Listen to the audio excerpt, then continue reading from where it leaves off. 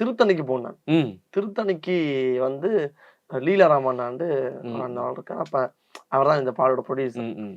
அப்ப அவர்ட்ட கேட்டேன், அண்ணா இப்படி திருத்தணிக்கு போறேன், கூட்டிட்டு போறீங்களான்னு கேட்டேன். இப்ப இங்க தமிழ்நாடு இருக்கு. அப்ப அவர் சொன்னார், சரி வா கூட்டிட்டு போறேன்னுட்டு திருத்தணி கூட்டிட்டு போய் கொண்டிருக்கல போயிட்டு விரைக்கல நினைக்கிறேன்.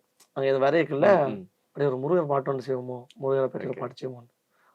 ஓகேன்னு போட்டு அந்த பாட்டு அப்படி எழுதுறேன்னா, நான் லண்டனுக்கு எனக்கு ஷோ இருக்குது. ஓகே.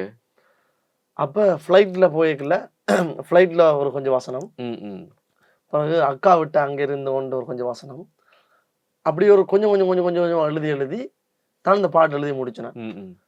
ஆனால் எனக்கு இந்த பாட்டு வந்து செஞ்சு முடிச்ச உடனே என்னுடைய மோஸ்ட் ஃபேவரட் ட்ராக்ல இருக்கிற முதலாவது ட்ராக் வந்து இந்த ட்ராக் ஆயிட்டது.